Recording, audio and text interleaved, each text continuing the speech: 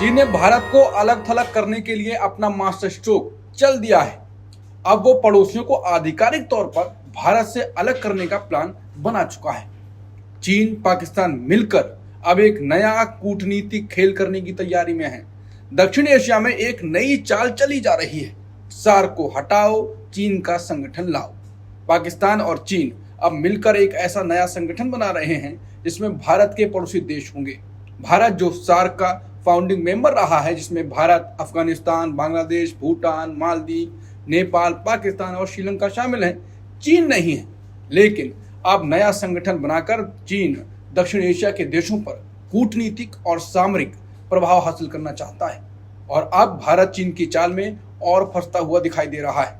चीन भारत को अलग थलग करने की तैयारी पूरी कर चुका है और सबसे बड़ा सवाल, क्या चीन भारत की जमीन ले नहीं पाया इसलिए अब हमारा इलाका ही हमसे छीनने की चाल चल रहा है?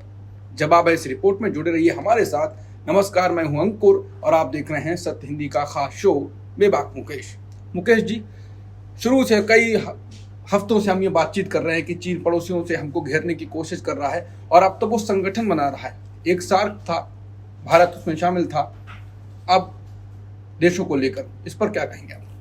देखिए, मैं समझता हूँ कि ये भारत के लिए एक बहुत बड़ा झटका होगा कि अगर उसके इलाके में, दक्षिण एशिया का सबसे बड़ा मुल्क है और इस इलाके में भी अगर वो अपनी ताकत को बरकरार नहीं रख पाता है, अपने प्रभाव को बरकरार नहीं रख पाता है, तो क्षेत्रीय महाशक्ति भी नहीं रह जाएगा। आप विश्व गुरु और महाशक्ति की बात तो छोड़ ही दीजिए।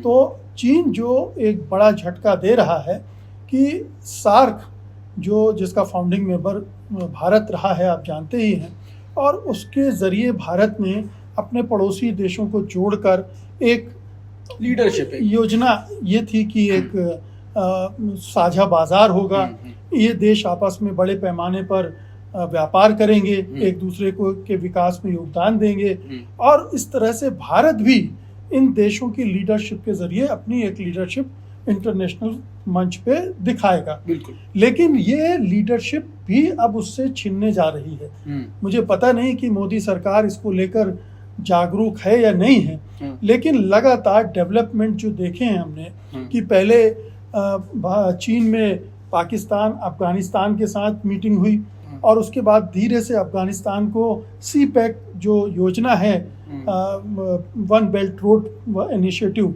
उसमें जोड़ लिया और उस वजह से अफगानिस्तान से जिसके साथ हम अपने संबंध बेहतर करने की कोशिश कर रहे थे वो भी छिटक गया और इधर बांग्लादेश में वो लगातार अपनी पैठ बना रहा है।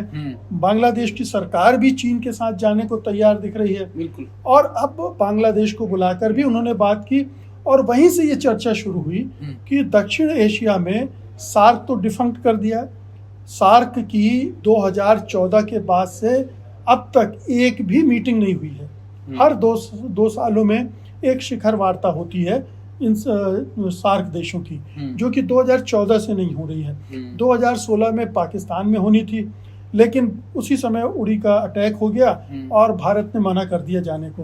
अब भारत पाकिस्तान की जो आपसी अनबन है, जो झगड़ा है, उससे पूरा सार्क बैठ गया और यहाँ जहाँ भारत को एक बड़प्पन दिखाना चाहिए था, इस संगठन को बचाए रखने के लिए, इसको आगे ले जाने के लिए, वो संगठन ही खत्म हो गया।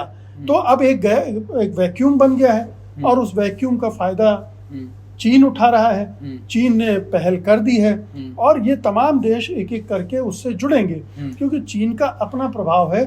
चाहे श्रीलंका हो, म्यांमार हो, बांग्लादेश हो, नेपाल हो, भूटान हो, इन सब देशों, अफगानिस्तान, पाकिस्तान तो है ही, श्रीलंका, तो इन सब देशों को वो जोड़ने की ताकत रखता है क्योंकि उसके पास मनी पावर भी है, पहले से प्रभाव दिखा चुका है, उन पर उसकी है पकड़ अभी।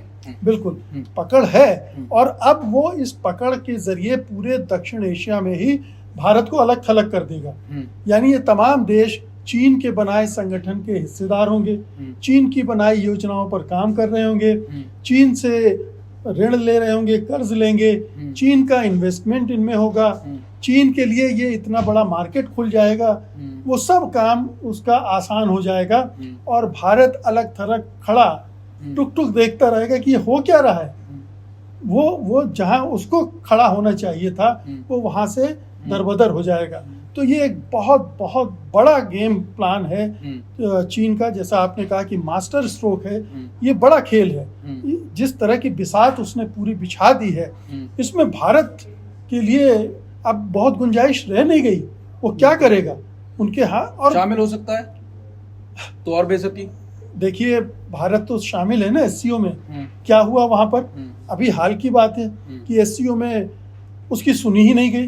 पहलगाम हमले का जिक्र तक करने से मना कर दिया गया। बिल्कुल। और एससीओ का जो स्टेटमेंट आया था उससे भारत ने अलग कर लिया था।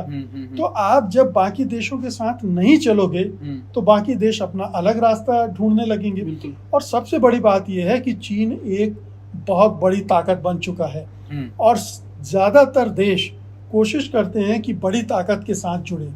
जहां ज्यादा फायदा है वहां जाएंगे। और जो ज्यादा आपको छूट दे रहा है, आपको आज़ादी दे रहा है, तो वो वहां जाएंगे। भारत ने ये समझदारी, ये बड़प्पन नहीं दिखाया। उसकी तरफ से आप देखिए पिछले 11 साल में क्या इनिशिएटिव हुआ है। दक्षिण एशिया का क्षेत्र ही ले लें आप, एक इनिशिएटिव आप गिना दीजिए। एक बिम्स्टेक संगठन बना जरूर है और उसमें वो भी पुराना है, कोई नया नहीं है। उसमें बंगाल की खाड़ी से लगे हुए जो देश हैं, जिसमें श्रीलंका है, उधर म्यांमार है, बांग्लादेश है, ये सब हैं। लेकिन अगर ये एक संगठन चीन फ्लोट कर देता है और ये उससे जुड़ जाते हैं तो बिम्स्टेक भी ठंडा पड़ जाएगा, क्योंकि वहाँ भी तो भारत की चलेगी नहीं ना फिर। तो ये एक बहुत बहुत बड़ा, एक मैं कहूँगा कि डिप्लोमेटिक डिफीट होगी भारत की, जिसका असर उसकी पूरी ओवरऑल जो छवि है, जो ताकत है, जो इमेज है, उस पर पड़ेगा। भारत की इमेज विदेश नीति में बहुत ही शानदार रही थी, अब जो बन के आ रही है वो भी बहुत ही डाउन नजर आ रही है। लगातार जब से हमारा ये संघर्ष चला पाकिस्तान के साथ, उसके बाद से पाकिस्तान पॉजिटिव हो रहा है उसके साथ, और हमारे साथ निगेटिव सब कुछ हो रहा है। पाकिस्तान ने इसको भी सपोर्ट कर दिया, चीन का तो वैसे भी वो दोस्त है। क्या ये दोनों देश हमको वैश्विक मंच पर बिल्कुल अलग थलग ही कर देंगे, और चीन क्या LAC से नहीं अब दूसरी कूटनीतिक तरीके से भारत को हराने की कोशिश करेगा? देखिए, आपने अभी जिक्र किया कि पहले हमारी विदेश नीति काफी कामयाब हो रही थी। हाँ। क्यों हो रही थी? क्योंकि भारत ने फ्लेक्सिबिलिटी अपना रखी थी। उसने 9/11 का हमला हुआ, इसके बावजूद उसने सार्क की बैठक रोकी नहीं। 2014 में बैठक हुई, वो शामिल हुआ। पाकिस्तान से इस तरह से संबंध विच्छेद नहीं कर लिए कि हम आपसे कोई बात ही नहीं करेंगे। तो आपने खुद अपना पूरा खेल जो है दूसरे की झोली में डाल दिया है।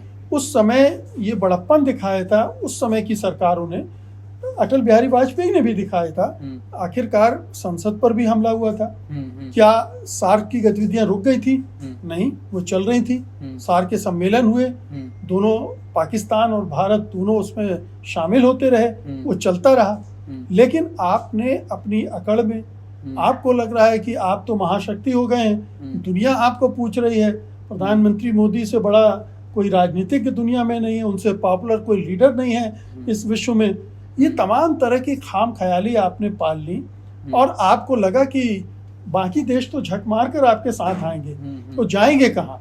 तो आपने जो बोलते हैं ना, टेकन फॉर ग्रांटेड ले लिया, और उसकी वजह से आपसे, आपके जितने भी मुल्क आपसे जुड़े हुए थे, दूर होते चले गए। और ये ड्रैगन के लिए एक बहुत शानदार अपॉर्चुनिटी थी, और उसने ड्रैगन के जितने भी हाथ पैर होते हैं उन सब से उनको झपट लिया। बिल्कुल, विशालकाय तो होता ही है, उसने उनको सबको झपट लिया। और ये पूरा खेल अब देखिए खुलता जा रहा है। अब देखिए सारी चीजें हमारे सामने हैं कि कैसे भारत के हाथ से सारी पहल निकलती जा रही है। बिल्कुल, एक एक करके सारी पहल तो निकल ही रही है। अब भारत को क्या करना चाहिए? चीन तो लगातार कोशिश कर रहा है, अब वो संगठन भी बनाएगा। भारत क्या करे, कैसे इससे डील करे? ये अब बड़ा मुश्किल हो गया है। हाँ। भारत के हाथ से बहुत सारी चीजें निकल गई हैं। डील कैसे करेगा? अगर सार्क को उसे फिर से जिंदा करना है तो उसे पाकिस्तान से हाथ मिलाना पड़ेगा, उसे पाकिस्तान को जोड़ना पड़ेगा। ये क्या हमारी सरकार करने के लिए तैयार है? जो छोटी छोटी बातों पर कि आपने पाकिस्तानी एक्ट्रेस को फिल्म में क्यों ले लिया, इन सब के बवाल खड़े हो रहे हैं। दिलजीत जो और हानिया आमिर, बिल्कुल उन सब का मामला, ये जो छोटी छोटी चीज़ें हमारी डिप्लोमेसी में, हमारी विदेश नीति को प्रभावित करने लगी हैं, उससे ये नौबत आ रही। इनसे निकलेगी क्या ये सरकार? ये सरकार अपनी आइडियोलॉजी को लेकर इतनी ज़्यादा उसकी गिरफ्त में आ गई है, बंधुआ बन गई है कि उससे बाहर निकलकर वो कुछ कदम उठा ही नहीं सकती। और जब तक उससे नहीं निकलेगी आपकी डिप्लोमेसी बंद रहेगी, और बंद डिप्लोमेसी से कोई अपॉर्चुनिटी नहीं मिलने वाली। तो ये पूरा सिर के बल खड़ी हो गई हमारी विदेश नीति। जो पैर के बल खड़ी थी अब वो सिर के बल खड़ी कर दी गई है। तो चलेगी कैसे? वो पैर तो ऊपर हैं, दोबारा से उसको पैर के बल खड़ा करना पड़ेगा ना, तब जाकर बात बनेगी। कर पाएंगे मोदी जी? करने को तो बहुत कुछ कर सकते हैं मोदी जी, क्योंकि घरेलू राजनीति एकदम अपोजिट है और उसके हिसाब से विदेश नीति चल रही है, ऐसा ही कहा जा रहा है। तो अगर वो करेंगे तो फिर घरेलू राजनीति, क्योंकि इजराइल के समर्थन में तो रैलियां भी निकाली गई, हमारा वो दोस्त है, लेकिन किसी और फलस्तीन के पक्ष में लोगों ने कहा, उनको आपने कैद कर लिया, पकड़ लिया। तो घरेलू राजनीति दिखाती है कि विदेश नीति कैसी है। अगर आप वो करेंगे तो घरेलू राजनीति खराब हो जाएगी। तो कर पाएंगे, नहीं कर पाएंगे तो, और नहीं कर पाएंगे तो और भी। अगर कोर्स करेक्शन नहीं होता है तो भारत को अभी और नुकसान झेलने पड़ेंगे। ये तो अभी आपको ये गोलबंदी ऊपर ऊपर की दिख रही है ना, इसके बाद आपके हाथ से बाजार भी खिसकते चले जाएंगे। बिल्कुल, क्योंकि वहां चीन का माल आएगा, आप उससे कॉम्पीट भी नहीं कर पाएंगे।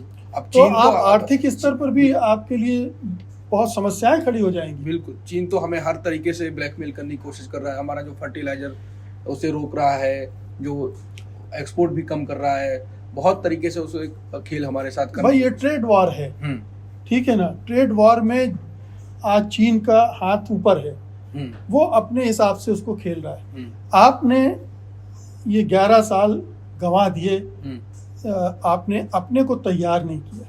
फ्यूचर रेडी करना चाहिए था आपको, आपने नहीं किया। आप किसी दूसरे लोक में चले गए थे कि हमारे लिए तो दुनिया भर में मोदी मोदी का चल रहा है नारा। तो आपने जो ठोस काम करना चाहिए था, अपनी इंडस्ट्रीज को मजबूत करना चाहा, आपको जो चीन पर निर्भरता थी उसको कम करना चाहिए था। वो सब तो हुआ नहीं। वो सब तो हुआ नहीं। नारे बहुत आए, मेक इन इंडिया आया, और कौन सा दूसरा, स्किल इंडिया आया, स्टार्टअप इंडिया आया, बहुत इंडिया आया, लेकिन वो इंडिया अभी तक उस योजना में कुछ करता हुआ नहीं दिखाई दे रहा है। मेक इन इंडिया कुछ और तरीके से जा रहा है। अपने समर्थक, उनके दोस्त हैं, मित्र हैं, जैसे अभी अनिल अंबानी का किस्सा आया था कि वो डील डसॉल्ट के साथ करवाई जा रही है, तो उनके मित्र से मेक इन इंडिया को जोड़ा जाता है। बहुत किस्से हैं, लेकिन बात वही है कि LAC के जरिए तो अभी रुका हुआ है चीन, अभी तो हमारी जमीन पे कोशिश नहीं कर रहा है। हालांकि हमारी सेना तो तैयार है, लेकिन फिर भी वो कूटनीतिक तरीके से हमें घेरने की कोशिश कर रहा है। सार्क रहे बैठ जाए वो अलग बात है, लेकिन भारत की लीडरशिप जो है वो बैठेगी इसके साथ। ये बड़ा कह सकते हैं कि बड़ा दुख देने वाली बात है कि हर विदेश नीति फेल होती है, और विदेश नीति फेल हुई तो आप अलग थलग हो गए, और फिर पता नहीं क्या होगा, भविष्य ही बताएगा। मोदी जी कुछ चेंज होंगे, बदलाव करेंगे, नहीं करेंगे, ऐसे ही चलते रहेंगे तो फिर वो हमारी तरफ कहते हैं कि बदिया बैठ जाएगी। नमस्कार, और अब शो को ख़त्म करते हैं, लेकिन अंत में मैं बीच बीच में कहता रहता हूँ कि सत्य हिंदी को अगर आपने सब्सक्राइब नहीं किया है तो कर लीजिए। सत्य हिंदी को जो एक ऐप है वो भी डाउनलोड कर लीजिए, क्योंकि उस पर आपको वीडियो भी मिलेंगे, विश्लेषण पढ़ने को भी मिलेगा। और जब सब्सक्राइब करें तो बेल आइकॉन जरूर दबा दें, क्योंकि फिर आपको नोटिफिकेशन नहीं आया तो घंटों आप देर बाद देख पाएंगे। नमस्कार।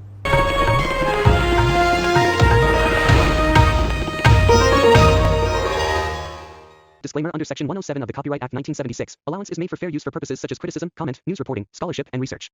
Fair use is a use permitted by copyright statute that might otherwise be infringing.